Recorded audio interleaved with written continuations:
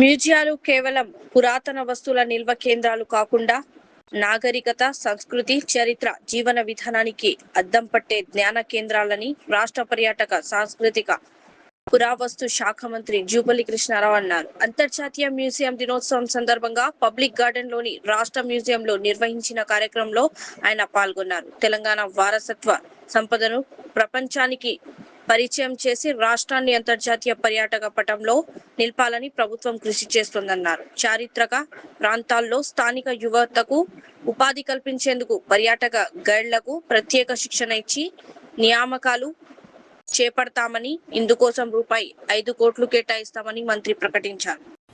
ఇందులో పాల్గొంటున్న మీ అందరూ కూడా ఈ శుభ సందర్భంలో మీ అందరి హృదయపూర్వక నమస్కారాలు, శుభాకాంక్షలు తెలియజేస్తా ఉన్నా. ఈ మ్యూజియంస్ అనేది ఈరోజు మనం ఎంత చూస్తూ ఉన్నామో,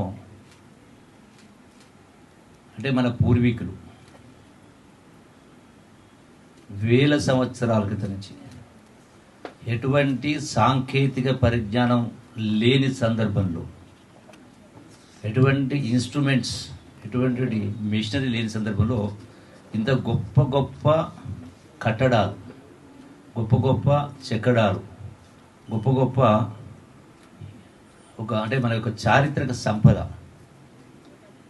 ఇది చూసి తరించాల్సిందే తప్ప వింటే మనకు దాని యొక్క టేస్ట్ అనేది తెలియదు, చూడాలి.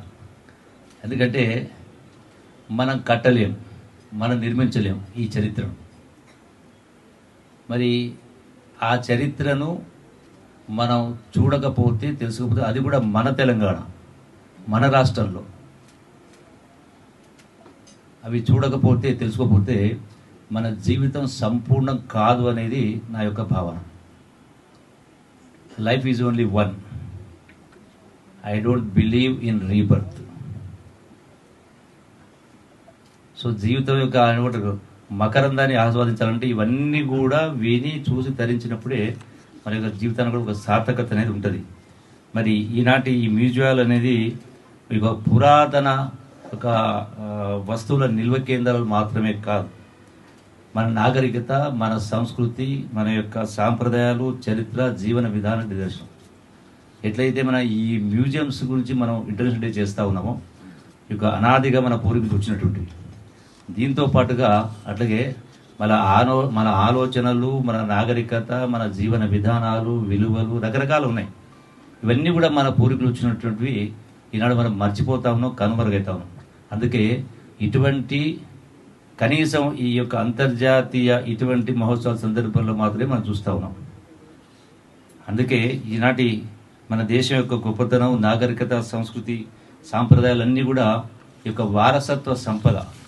మరి ఈ సంవత్సరం ప్రపంచ మ్యూజియం దినోత్సవం theme museums uniting a divided world.